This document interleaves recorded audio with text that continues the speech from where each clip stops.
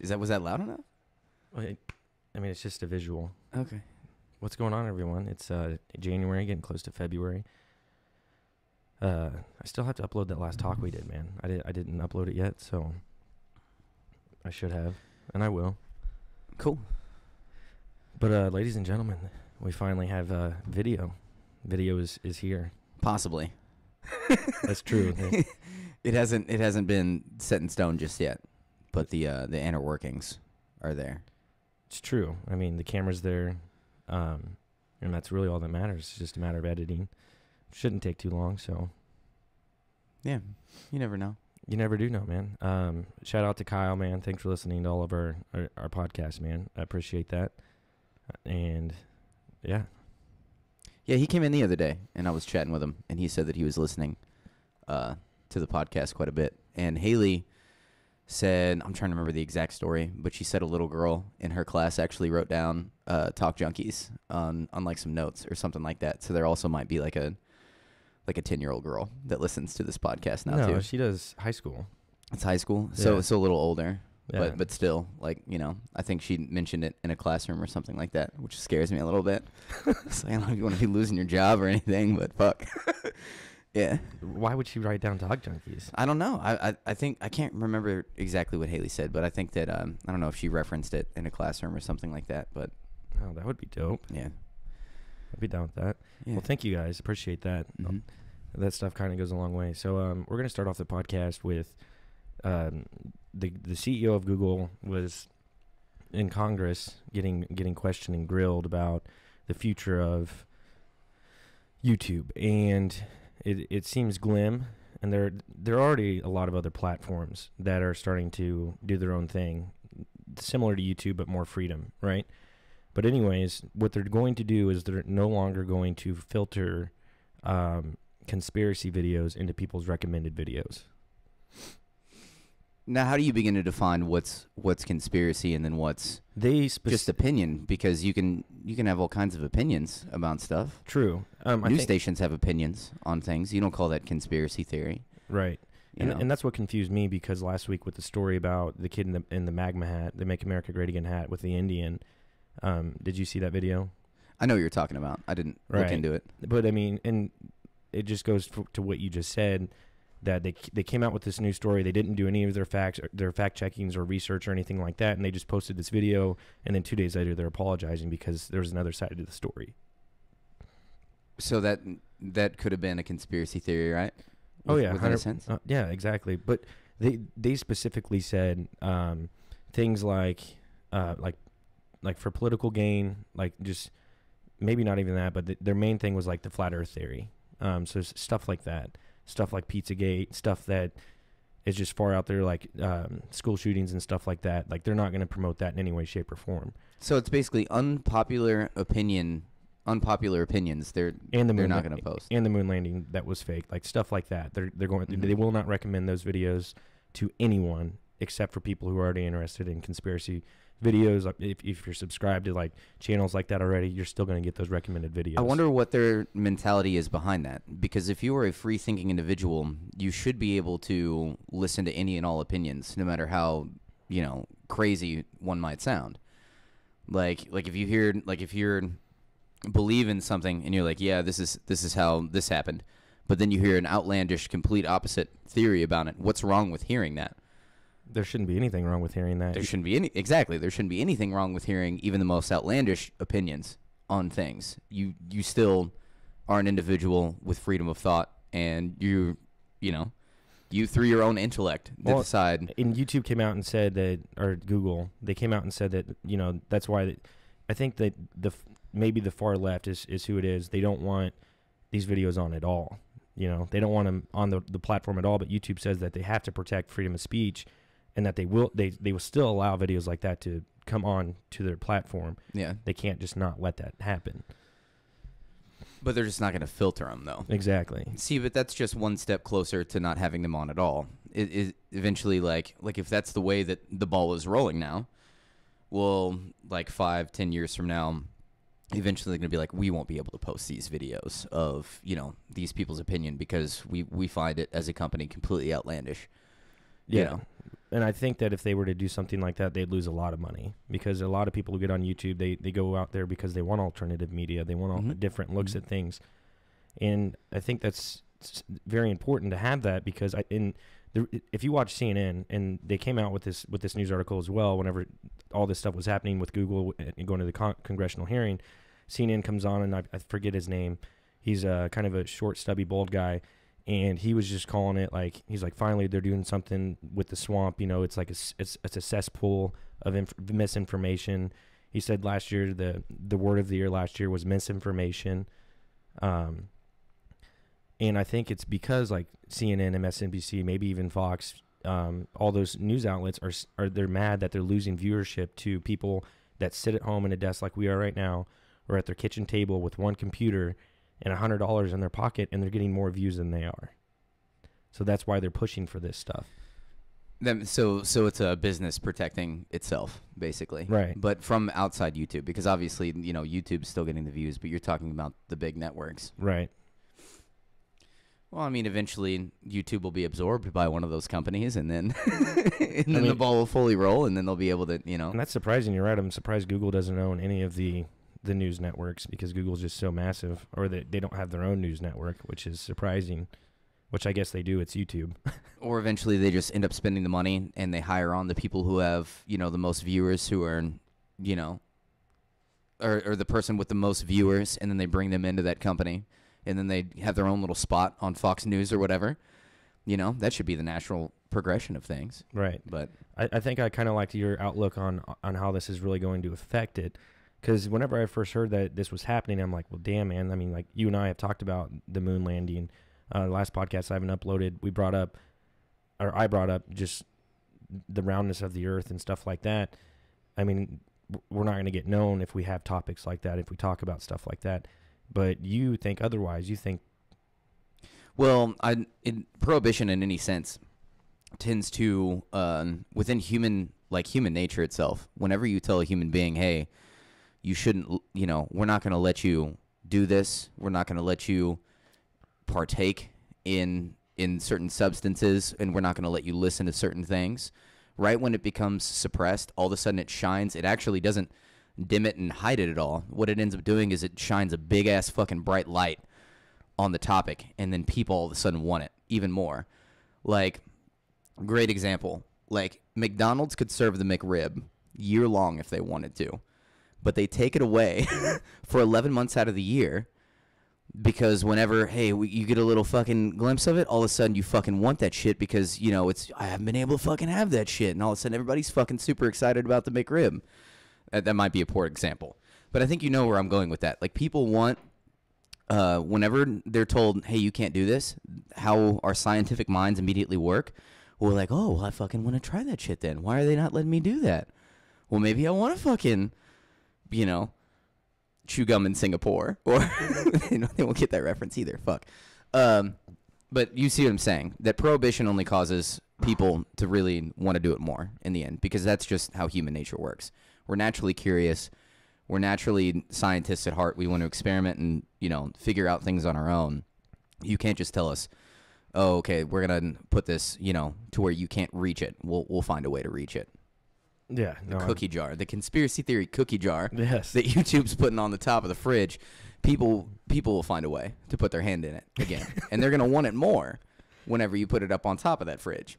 Yeah, that's true, because I mean, when you look at it, and 9/11 was another one of them as well, stuff like that. But and just in that, like 20 years down the road, if it were just to progress like it is now, like you're right, people are gonna want to put their hand in that cookie jar, because someone who's 1 year old right now, whenever they turn 21 and they start hearing about 9/11, they're hanging out with their friends, and one of the friends, one of their friends, maybe it's my daughter's hanging out with one of these people, and they don't know anything about the 9/11 conspiracy, and my daughter starts talking to this kid about it, and then he goes and he looks and he researches it, like he's going to put his hand in that cookie jar.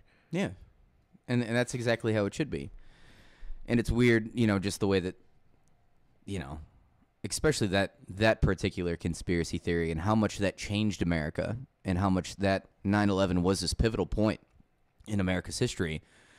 And exactly what they teach in the history books is man, there's a lot of stuff that says the opposite of that. Right. And just not in some like half-cock fucking theory either. No. But very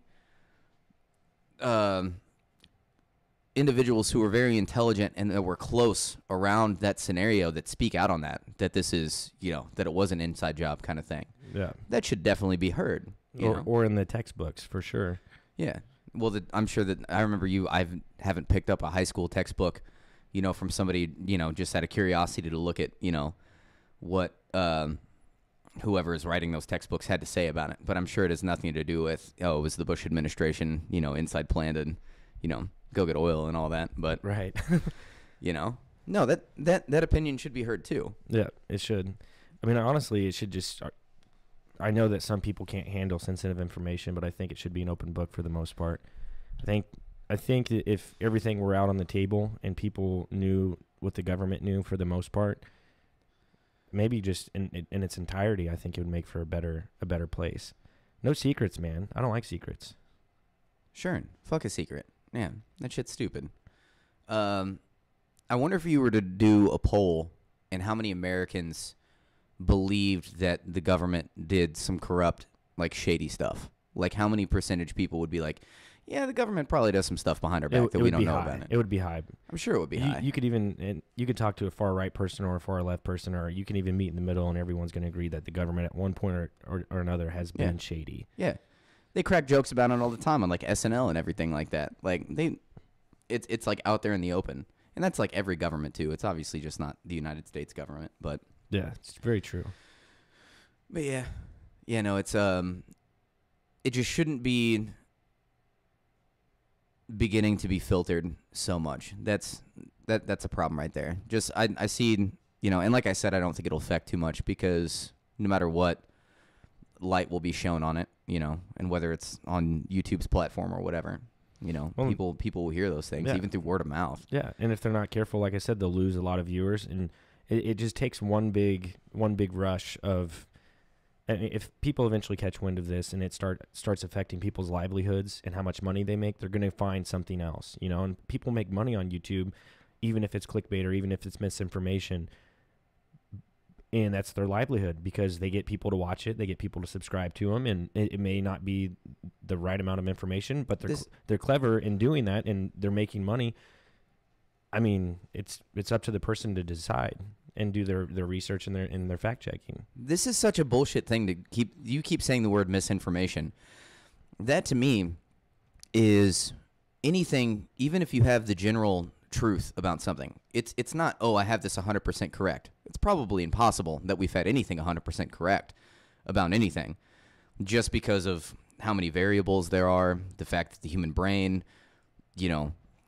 miscues fucking I use that word wrong, like screws things up basically with memory, and how even in the moment things can be misinterpreted in all these fucking different variables basically. How can you not say that there's a little bit of misinformation in everything, in like every story, because there are so many sides? Now, is there an absolute truth to everything? Probably yes. There is an absolute truth to everything, an absolute core that this is exactly what this was.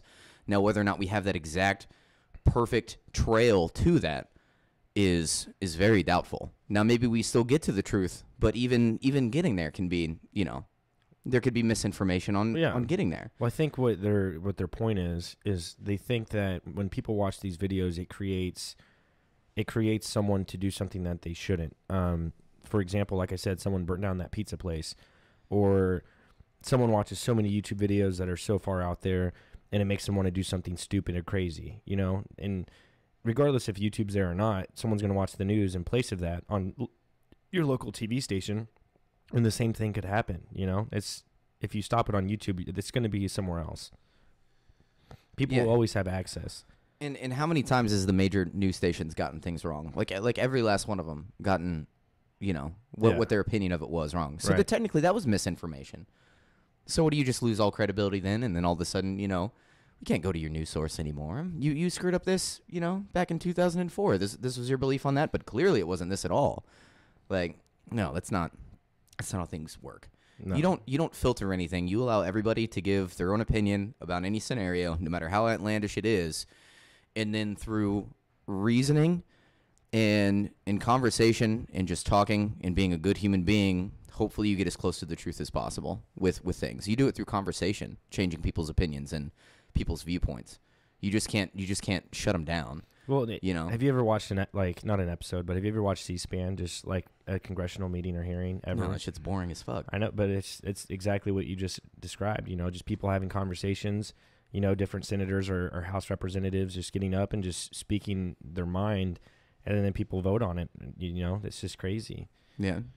For instance, Ted Cruz. I was listening to him last night, and he was just talking about the wall and stuff like that, and you know, the government's back in place, you know, for 3 weeks. And he was just saying that, you know, in 2013, that it was actually the opposite. The Democrats are the ones who wanted 300 miles worth of wall. Like, you had Democrats that are in the House and in the Senate, and they were voting for wall barriers, 300 miles worth. So that's like the question is like, why all of a sudden now are they reversing it? Is it because it's just Donald Trump, you know? And who knows the answer to that? Maybe it is, maybe it isn't. Maybe it's a different time. Maybe people don't think we need a wall now. But I mean, it's only like a 6-year difference. Why all of a sudden now do they want to just switch their mind? I don't know. I mean, people have the right to change their opinion on things too. For sure. But I don't know, man. I don't on that political level.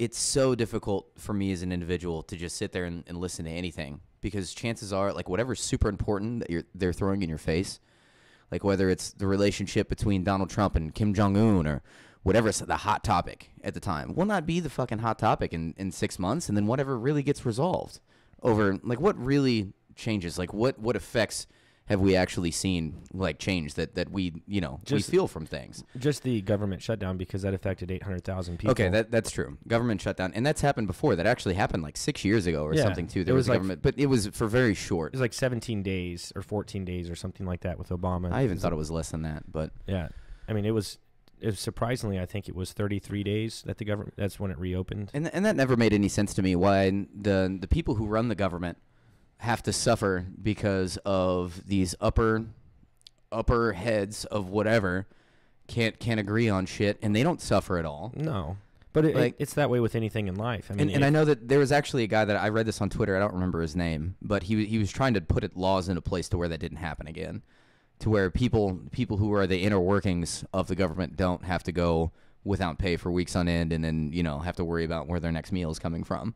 And stuff like that, which I think is completely appropriate. And this was also this was also in the C-SPAN video I was watching when Ted Cruz was speaking, is that they were treating the Coast Guard as part of the government and not like a part of the military branch. And whenever they weren't getting paid, but they're still protecting the coast and stuff like that. And whenever the Republicans try to come out with just legislation, either yes or no, can we fund the Coast Guard? And the Democrats said no. They said no. They shut it down. They said they would not vote on anything. That sounds like they're real hard-nosed about some stuff, and they're trying to get some stuff done their way. Right. I don't know too much about any of that. I don't either, man. I don't even know exactly what they're arguing over, you know. Well, and once again, it's one of those things that don't directly affect me, because I'm not a government worker. So what this comes down to, and before I get into this, even if you're worked for the union, you know, my stepdad, who passed away, you know, a few years ago, he worked for AT&T, and every year, you know, and I was young, you know, he stepped into my life when I was like 10 years old, and I didn't really know it at the time, but every year, you know, he was worried. He's like, man, I don't know if we're gonna have a job. We may hold out. We're striking because we haven't set a deal with the union yet. So it'd be a couple weeks. He wouldn't be working. He'd go out with a picket. They'd be, you know, saying, hey, like, we need this, we need that, we need this, we need that. And then they would strike a deal. Then he'd start working again, you know? So the union's the same way. You know, it's at the restaurant. If our restaurant starts failing, it's going to close down and we're going to lose our jobs. Yeah. You know, it's with any job. It's not like the government workers are any more special than we are.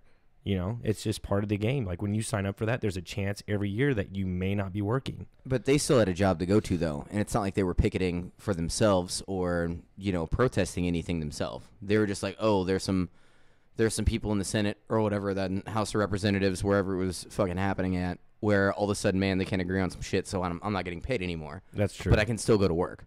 Right. Like, that's different. But they get all their back pay. They get all their back pay. As they should. Yeah. But anyways, going into that, I think what another video I was watching last night, and it was a video in Sweden. And I guess like in Sweden, you know, it's just like this chill ass country. It's been super chill in Europe, you know. The lowest crime rate. You could walk around and what's up? No, it's just funny because it's the most chill because that's where all the super powerful people who fund wars keep their money. Well, no, just check it out though. So, so it's where all the corrupt people hide their money. Right. So so they make sure that nothing ever happens in Sweden. Well, that's why Sweden's so chill, man. That's false. It's no longer chill anymore. Oh, okay. All right. What's going on in Sweden? Well, it's not just Sweden; it's all of Europe. Because remember, a few years back when Obama was in office, and it has nothing to do with him, but this is the time frame, is whenever there was that crisis in Syria. You know, if you can look up drone footage right now, anyone who's listening, if you haven't, look up on YouTube. Just look up drone footage Syria. The place is absolutely demolished. It's rubble. Their major city. I mean, a lot of the major cities are completely just destroyed. Yeah. So they all started migrating to Europe, and Europe opened the gates, you know, or they opened up their country with open arms, and millions of refugees came into Europe, and Sweden was one of those countries that let them in. Once again, I don't know the statistics off the top of my head, but they were one of the lowest crime rates anywhere. Yeah. You know, people could walk around, don't have to worry about anything. A lot of, like, the police, you know, they were just chill, everything was relaxed. And I guess that's just the past few years, man, they've let in, you know, a couple 100,000 refugees. So now they're having to deal with outside populace that is probably a lot more violent and real angry and pissed off at the fact that their home got destroyed. Yes. I mean, you're talking people throwing grenades just in the cities. No, that makes sense. Gang wars from Africa. It wasn't like there was a revolution somewhere within Sweden. You're talking about the refugees. That exactly. Mm-hmm. And the reason I asked this is because I remember a few podcasts ago we were talking about the walls and the borders, and I had asked you, you know, eventually, you know, if it continues at this rate, you know, majority of America would be Hispanic, you know, and you said you were completely okay with that. Yeah. And it's just part of it. It's just part of human progression and the way that the world is. And I understand that, and I respect that. You know, it is what it is. But look what's happening in these countries, you know, like now that these people are migrating to Europe, where it's similar to America, you know, Western civilization, like it's turning into war zones, you know. It's just confusing. People who have gone through awful things like that, especially if you, I'm assuming it's higher in young males than anything else, just because that's how things work. But a young male goes through, you know, a couple years of war and shit, family dies, place gets bombed out.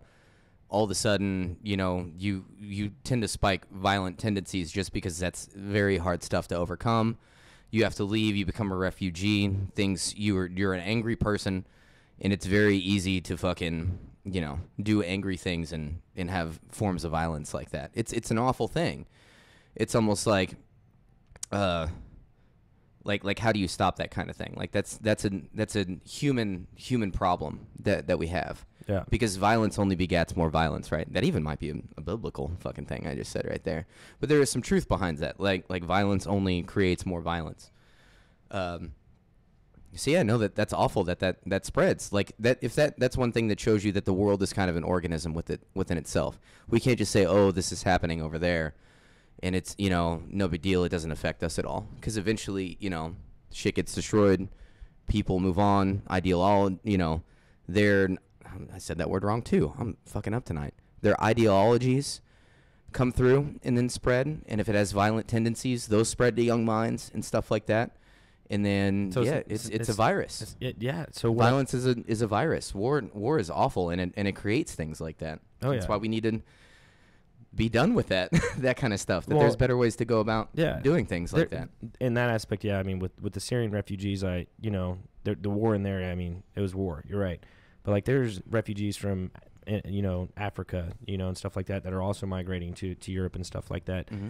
And to my knowledge, and I could be wrong, I don't think that we've really necessarily been involved in any wars in Africa. I mean, maybe some of the countries and stuff like that for oil and stuff like that, but not like particularly involved in any wars with Africa. Probably not directly in and Africa. And you know how their tribes are. They're crazy, man. Like, they eat each other. I mean, I think it's gotten better. I've watched a few documentaries in Africa. It's like one dictator finally does some awful shit, and then the people kill him, and then another dictator steps in. Right. So, I mean, I don't know. And then shit gets bad again. I don't know what we could do. You know, like, is it our place as America to, like, step into Africa and say, hey, like, let's change this, let's make it a better place? I don't really think so.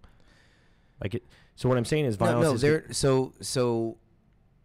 Yeah, there are ways that America should step in and help those people. It's not with attempting to push the capitalist dream on them at all, but it's like simple things like, hey, let's go over there, let's make sure the kids are okay, and then you go and you like build some schools, and then you try to figure out who's doing the best job of like protecting the kids and the families and stuff like that to make sure that they're protected and they're eating, you know, kind of thing, like basic stuff like clean water and food. Well, there was a Vice. You at least do that. There was a Vice documentary, and they just wanted to see some like of the head honchos, you know, from these gangs. And Vice is fucking crazy. I told you about it. And one of the dudes' names was Butt Naked. Like that was his war name. That's right, his war name was Butt Naked.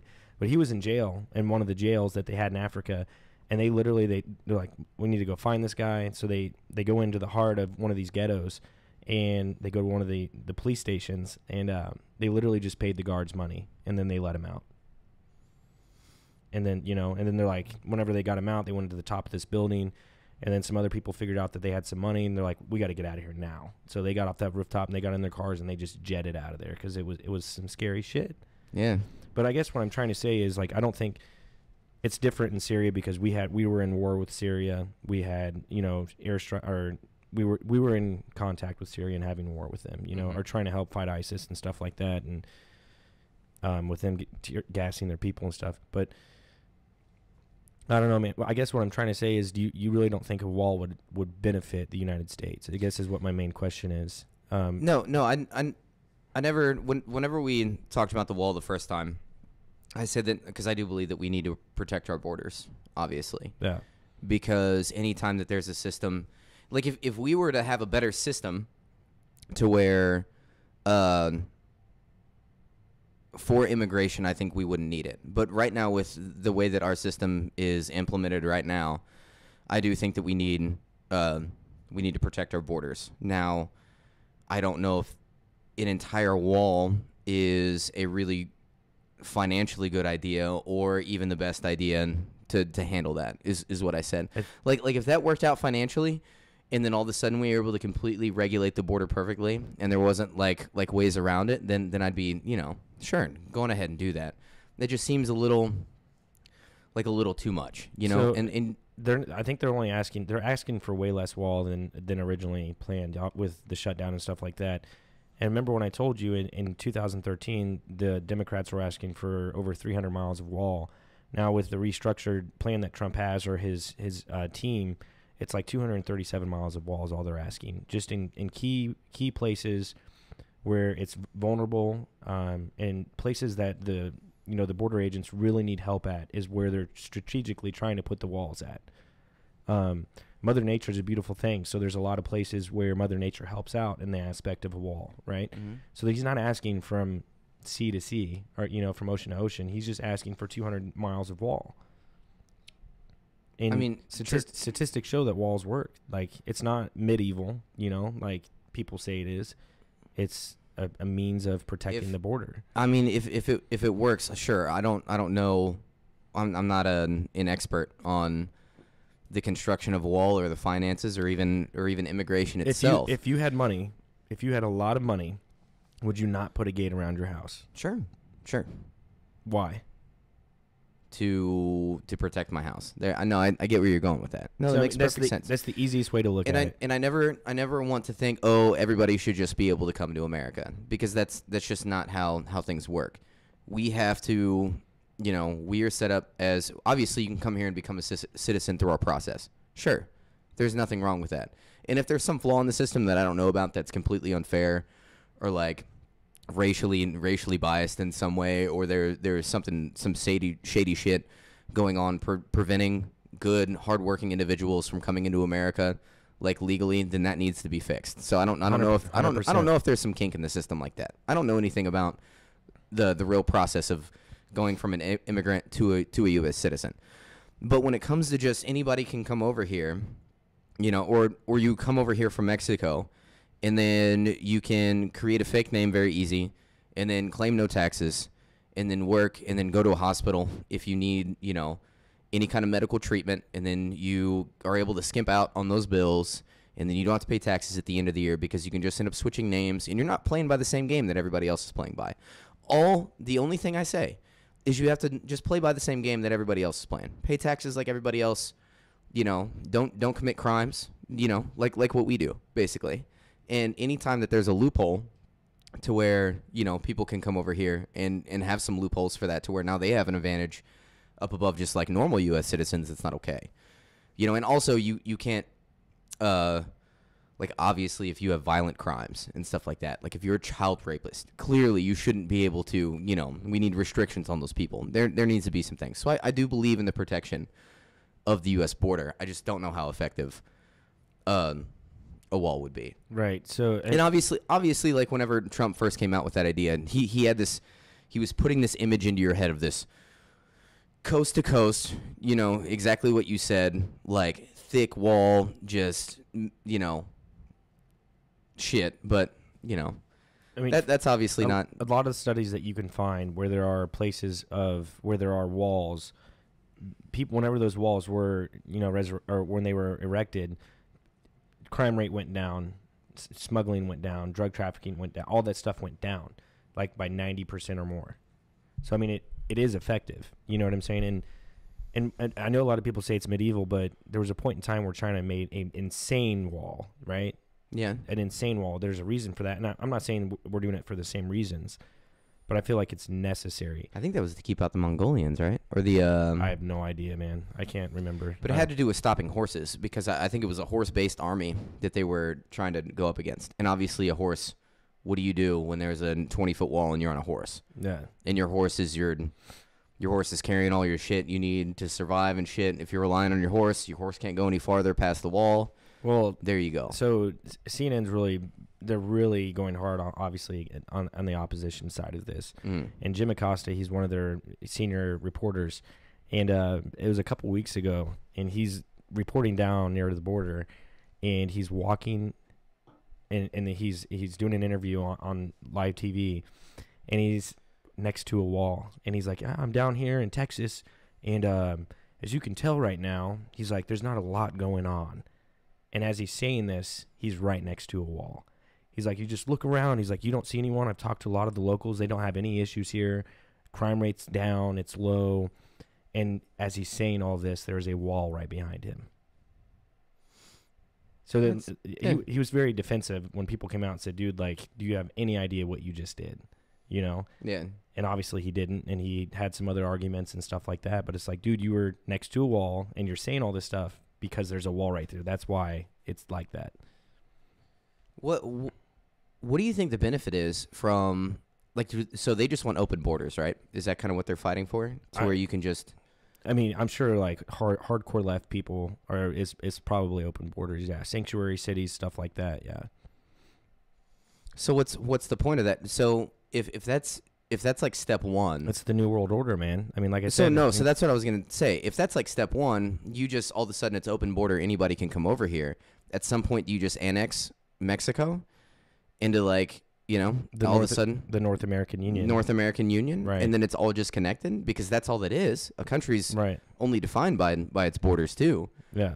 You know? I'm not entirely sure, like, what... No one's really came out and said it, because I don't think that the population's really ready for that. I think a lot of people who aren't really in tune with what's going on, they're just like, yeah, like, if they're cool people and they're chill, like, just let them be here, you know? Just let them come over, you know? It's all good. But I don't think they really think the repercussions of it, you know? Like you said, like... Because you'd probably have to do a lot of shit, because, first of all, the Mexican government probably wouldn't just be like, okay, we're going to take on the Constitution, we're going to take on that state mentality, and then you start divvying up, there's not a you know, there's going to be South Missouri, you know, like, somewhere down there, like, you rename some shit and divvied up into, you know, states and shit like that wouldn't work out. You'd have to completely redo the Constitution, completely redo Bill of Rights, completely redo the way that we. I think like you just said, this is the beginning stages of something like that. I think because that's what it sounds like. It's progressive, and I think it's a long process. If this is truly what is going to happen, and I don't know if it's necessary for this earth for us to have open borders and stuff like that.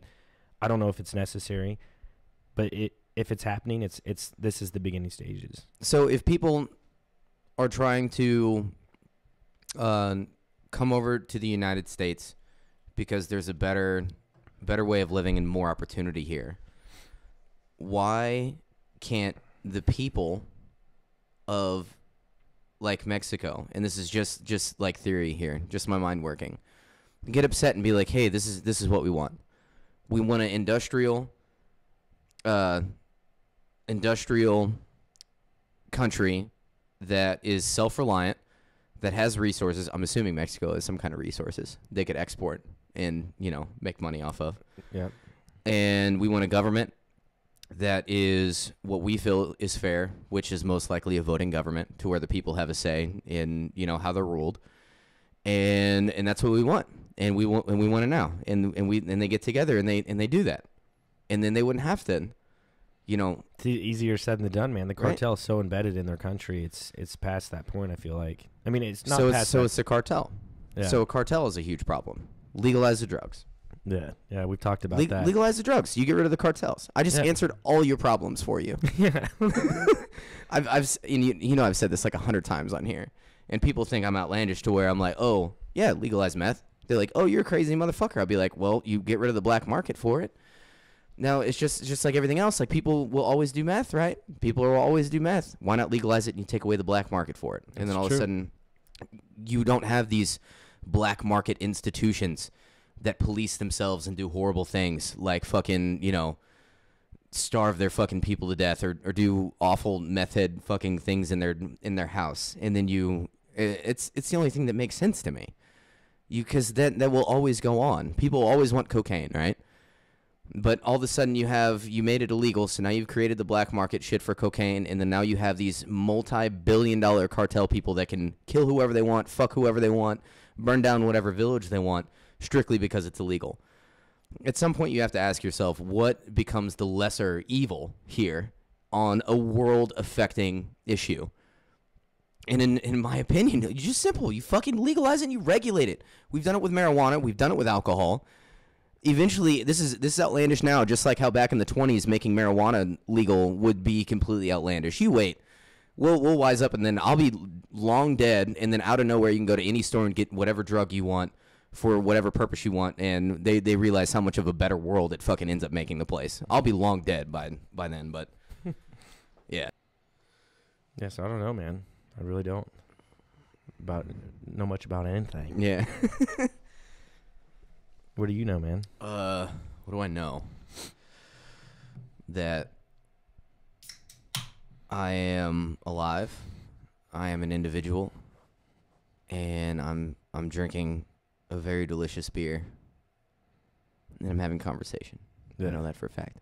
I can't necessarily say that I know that you exist, but I know that I do. Yeah, that's true. That shit's crazy. What do you think the state of the podcast is, man? Like, what are our goals this year? More subscribers.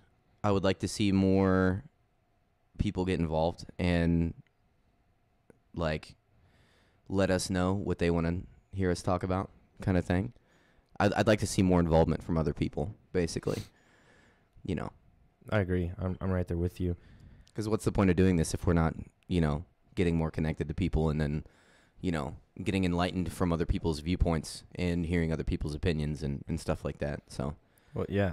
I mean, as of right now, there's 85 people that when they look at their YouTube feed tomorrow, on their subscriptions, our video will pop up. And that's pretty cool. Yeah, that is cool. I think for us, the state of our podcast, Talk Junkies, is exactly what Jesse said. Getting people to tell us what they want us to, or what they want us to, or tell. Yes, sorry, it's one of those nights where I can't talk again. I've been having that problem too. Yeah, I'm pretty sure I made up a couple words earlier on. Let us know what you want us to talk about, because I know a lot of the podcasts that we've had in the past kind of always come down to a few topics, like hierarchy and some philosophical things. But my dick gets hard anytime I hear the word hierarchy. Yeah. Like, we like to talk about that kind of stuff, man. And obviously Jesse and I, we can talk about a lot of stuff, anything and everything. So please just let us know, man. And my goal is at least 500 subscribers by this time next year. Yep. That sounds good. Yeah. I mean, we got the video going, so hopefully you guys like the video. Let us know what you think about that. For sure. Yeah. So what else is going on, man, in America? What's going on in America? You see the stuff in New York, man, with abortion? No? What's going on with that? So I guess they passed a law that, and there's some fine print, and it correct me if I'm wrong, anyone who's out there listening. I had someone kind of break it down to me. But initially, mainstream media comes out, and again, they like to stir the pot. Basically, they're saying that abortion in New York now is legal with babies that are 9 months old. Really? Yes, but that's what they said on mainstream media. At least the side that I saw. But I guess that there's more to the story. It's more along the lines of it's legal for abortion at 9 months if, let's say, either the mother will die or the baby will die. That there would be a choice to abort the baby, and it's legal now to do that. If there's a very harsh circumstance that could happen, that is now an option, is to have an abortion at 9 months. Okay, yeah, that's a different moral decision. Yeah. Than just for somebody who's neglectful and waits that period of time and then changes their mind kind of thing. Yeah, I don't know what like medical circumstance would come up, but no, I'm sure that there is, just like with anything else. I'm sure that there is a case where late-term pregnancy, where they're like, you now have a high risk of not being able to make it through this birthing process with this baby, and now you have a 50-50 shot, and it's up to you. You know, that's honestly, with my morality right now, is telling me that that's fine. Like, if a doctor were to sit a woman down, be like, look, this is what it is. You have a 50-50 shot of making it through, or you can live if, you know, we terminate the pregnancy. Yeah, kind of thing. That's way different. And I didn't know that wasn't allowed. You know, I guess, like, even if you have a stillborn baby in you, like, you weren't allowed to abort. You had to deliver the baby, which means the baby's already dead inside you, but you still had to have it. But here's my question, Jesse. Well, if it's stillborn, they still have to do, like, you still have to, like, the baby has to leave your body, right, in some way. Right. So I guess that's.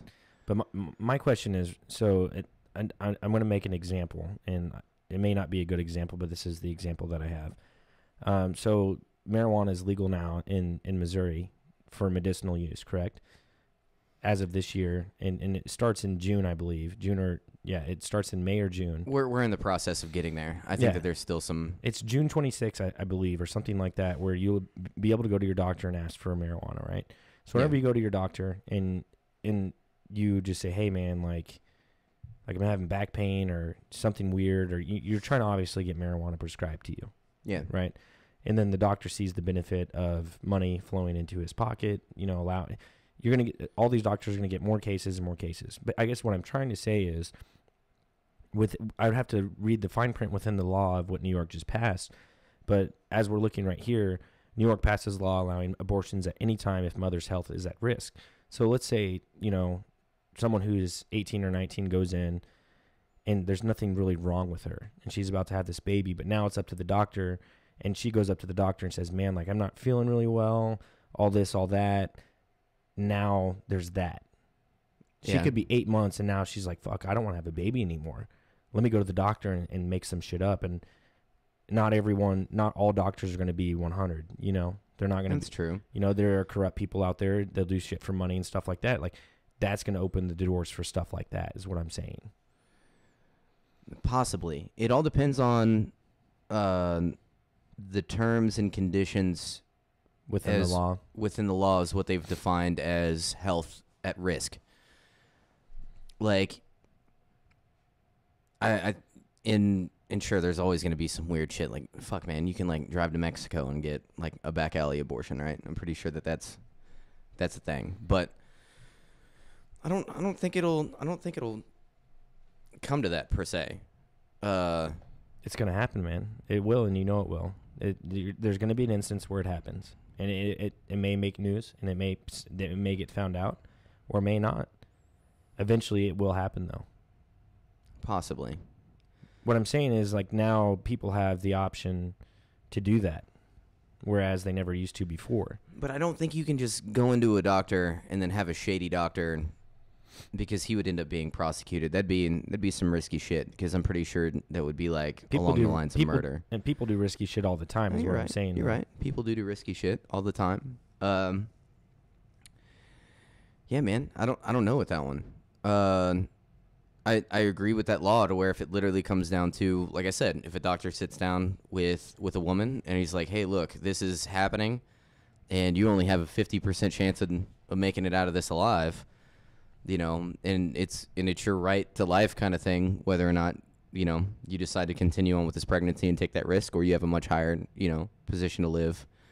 If that, I think that's way different than just, oh, I'm just not feeling this, like emotionally, or they try to make up some shit. I feel like there would have to be some, like, diagnosable issues that would all of a sudden come under health at risk kind of thing. But yeah, I mean, you're right. I mean, the law is nice. It's a good law, but with any law, it can be tampered with and stuff like that. That's my only concern with that. Sure. No, I agree with you. I hope it doesn't get to the point to where you can just be like, oh, man, I'm having second thoughts about this shit like 9 months later. And then, because that's too, like, man, abortion is like always been the one issue with me. That's super gray area. It's because that's difficult. Like, you are talking about human life, and you are talking about, like, I've never just been one-sided. There's so many things that I'm like, oh, man, this makes sense to my morality. Abortion has always been that weird gray area for me. Like, when is it okay? When is it not okay? Like, is this person just being super neglectful and not made good life decisions? And then a human baby is now, this developed, and at what point does that baby should have rights as to where, yeah, they just made bad decisions, but now you're about to come into the world, like, you need rights too and be protected. All that, man, that's a big gray area for me. Yeah, that's a difficult one. Abortion's probably the most difficult topic, in my opinion. It is, because if it's always been there and it's always been an option, there was a potential that we could have been aborted. Yeah, and people don't really think of it like that. Like, don't you want to be protected? Like, obviously we're here, and any adult that's listening to this, you're here and you're listening to this.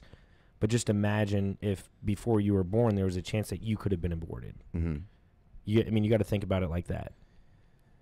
And you have to ask yourself, too, at what point do you allow this individual to make the decision for that kid? Like at what point? Like, obviously, like, early term, like, you just find out you're pregnant kind of thing. Like, I've always been in early stage. I'm trying to remember what it's classified as and what it's legal as right now. Like, is it within the first 3 months? I think it's like 10 weeks. 10 weeks? Yeah. So or 8 weeks, one of the two. Yeah. It probably varies on state, but so I've been on board with that one, which I'm okay with. I haven't been against that one at all. But at the same time, like, I do think, and this is, like I said, this one, it gets super gray area. Like, at what point does that kid start having rights, and then, the mother doesn't have so much of a right, with this, and at what time does that take place? All that, like, yeah, no, it's rough, man. It's a rough topic. Yeah, very much so. I'm a thorough believer that the government should have very easy contraceptives for all of females and males, as far as birth control goes. I'm all for that. That should be a government funded thing. Like, population's getting way too high. Yeah, you would think with population control, they would do something. You need like to, that, but at the same time, you can't be like, oh, population is way too high. We can start, allowing abortions at 9 months either. To wherever they're weeks away from being alive and out in the world. That's a rough topic, man. That's just a rough topic. So, what are your thoughts on this? I guess there was another report that comes out that China and Russia have. They have the technology for an EMP wave that could black out our whole grid. Yeah, we talked about this. But this is just like a recent article that just came out. Like an EMP wave knocks out the whole grid. It'd be shitty. It would be, right? People are saying that 90% of the population would die in the United States if that happened. No, yeah, we had this conversation, and I thought that was way too high. I said that number seemed way too high. Unless they're foreseeing. Hold on. 10% of 320 million. What is that? Like 3.1 million people left. That's a lot. 3.1 million people would survive a complete blackout for 6 months. See, that seems way too high. I agree, and I don't think I don't know where they come up with those numbers to say that 90% of the population would die, but it's kind of like the purge effect, like whenever people can no longer be policed, kind of thing. That's exactly what I would think happen. That would have to be what it is. Yeah, because the food stops in 2 days because all grocery stores are completely dismantled. Yeah. Mm-hmm. And then you start having large posses and shit like that are going to overtake cities and all that stuff. So I think what they're expecting, and for all I know, they might be right. Maybe they do have a good insight on the human psyche on a mass population level, that it would be extremely violent, because it would be violence within 6 months for that many people to die. That's not just, oh, we don't have water, we don't have food kind of thing. Well, imagine if it happened during the wintertime when this week is going to be -3 degrees, That's true too. That would be insane. That's true too. That's a factor, but you're thinking the majority of that is coming from violence and rioting. I'm trying to wrap my head around what group of people would be down for that, like why would Russia or China ever want to do that? And maybe our government's doing some shady shit to their countries and stuff like that, like we're getting too close to the China Sea and we're way too involved in the Middle East and we're close to Russia. But, like, why? Like, it just doesn't make sense to me, Like, I understand maybe depopulation, maybe that aspect in it. But, like, what would prompt someone to just do an EMP that blacks out our whole grid? Well, then you go to war with them. Yeah, but if they do our whole... If we lose all electronic capabilities, I know the government wouldn't. I'm sure they have some sort of backup and stuff like that. And I know you're right. We 100% would go to war. But I think kind of the way the world works right now is every country is a little bit reliant upon other countries too, just through exporting, importing things, things of that nature. That's true, man. I mean, I know we're like in a big exchange of money. Like, let's say, we can have all kinds of like higher ups having political issues with people, but you're still doing business trades on smaller scales than that, to where money's being made like large throughout scales. the country. Yeah. So where if you were to take out all of America, that would greatly affect the world economy. Actually, that would probably crash the world economy. Yeah. Is what I would think. If you were to take out all the United States, EMP, everything goes out for 6 months, you then destroyed the entire world economy in one event. And then everything gets fucked up. Because just now, Europe gets affected. It's not like all of a sudden our shit gets boosted up. We go down too, because everything's connected. Because now we can't send our shit over there, and there's no money coming back to us when we're used to that flow. Right. I think it's more along. I didn't even think about that, but it's resources. Yeah. Like you wouldn't have access to wheat or like however much wheat and corn and sugar and honey, all that shit that we produce. You wouldn't have any access to. And then all those companies overseas that use those products to make their products can't make their products. Those get shut down. It's a very much check this out. It's a world synergy like ecosystem that's happening right now. That's true. It's very. And America's a big one. I'm not obviously probably the biggest one. GDP wise, yes, out. we are we're GDP. We're the biggest. We're number one. Japan would be awful. Like if another country just took out Japan entirely, that would greatly affect America. Oh yeah. Like, or even China. China got fucked up. All of a sudden we don't have shit coming in from China. That'd fuck us up too. Oh, well, there would be nothing in the shelves. That's what I'm saying. Yeah, we're very self-reliant upon other countries too. We're not completely self-reliant on any means. In which, and this, I mean, okay, so this might be kind of irrational. I don't know, maybe not, but China has recently got into the meat game, like their population. They were big on rice and a lot of seafood and stuff like that. But now they're starting to get into the pork, man. They're literally so. I feel like that's always been a big portion of their diet. No, but just check it out. Maybe more inland, but so this happened. I'm not entirely sure. It's been within this decade, but it was the largest pork producer in the United States. One of the largest pork producers in the United States was bought by a Chinese company. Yeah. Because the demand for pork in China now is insane. But it was like the first time ever in the United States history where it's $1 billion industry. Yeah. The pork place that they bought. And they bought it, man. And it's just like how would you allow, as the United States government, for another country to come in and buy something that's so important to what we rely upon? I understand where we're fair. The money was there. So here was the thing, and this was very scrutinized by the government within the United States and people that were keeping their eyes on the situation. And within the deal, because it was actually it went to Congress, or it went to the Supreme Court, and they reviewed it and they talked and had questions for the guy who was trying to sell it to China. Allegedly, the government wasn't involved with this purchase, the Chinese government. But come to find out, the bank that loaned the money to the guy to buy the pork, this pork Chinese industry, government's always involved. Exactly, in fucking shit like that. They were 100% involved. Yeah. So Jesus. Well, that's like anything, I guess. Yeah. But I forget the name of the pork, but you could look it up online and just find it real fast. No, it's interesting. No, but it's not like they bought the company just for the name, to where they could all of a sudden start manufacturing it over there. It's still all getting manufactured here, and yes, and the money's staying here. For all you know, with an outside privatized owner that's like overseas, all of a sudden could run that company better and actually bring more money into America, because the factory itself has to stay here. Regardless of that or not, if there were ever some sort of war within, I guess if there were ever war, then we could just shut it down and say the deal doesn't exist anymore. Yeah. I guess that's always a possibility. But just the fact that it's foreignly owned, and it opens the door for the Chinese to just come in and just start throwing money at people, saying, hey, like, you'll never have to work again. Let me just buy this. And then eventually China just owns everything. I could see that being a problem too. Yeah, which obviously our government wouldn't allow that, but you would think they wouldn't. But well, they export enough work, to overseas, to because it's cheaper to have the product, brought over here at a cheaper price. That happens a lot. So yeah, I don't know. I don't know, man. I don't either. It was crazy to me. It's just some like crazy shit. It's like, why isn't that on CNN? And maybe it was. I don't watch it. It's just I feel like that's stuff that's something that people should know. Just small stuff like that, as opposed to what's going on in Trump's life, or what's going on in. It's all politics on CNN. That's all it is. And on Fox, it's just they're bashing each other, and it's overwhelming, man.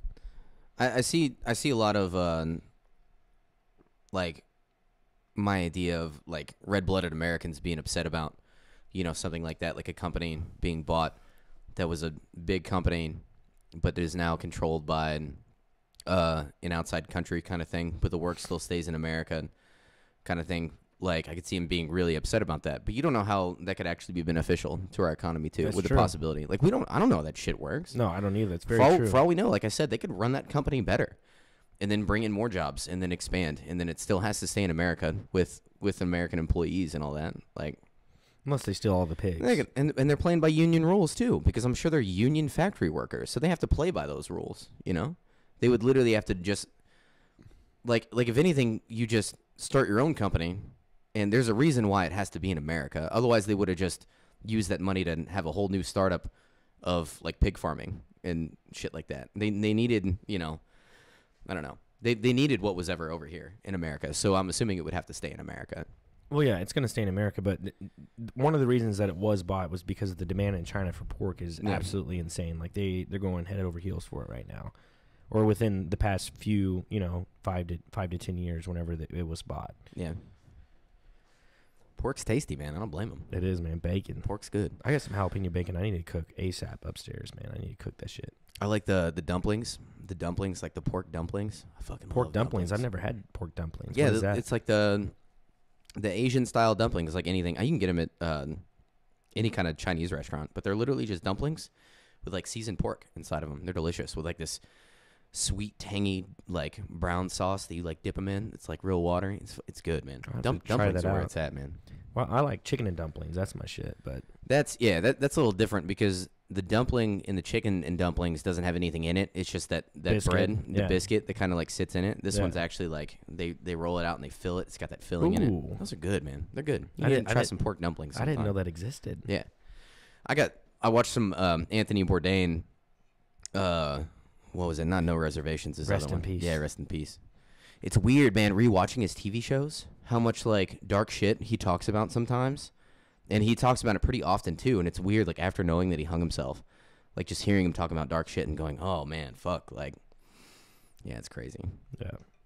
Crazy shit, man. We're at the top of the hour, man. So I think we'll leave it at that. Thank you, everyone who's watching this video. Peace, love, and crabs, if that's a thing. Yeah, sure. Bet. Not the venereal disease. I'm assuming. No. The tasty sea creature. Yes, exactly. And thanks to anyone who listened to this podcast in its entirety. Hopefully you gained some sort of information, or it made you go out there and look up some facts and some research and stuff like that. For sure.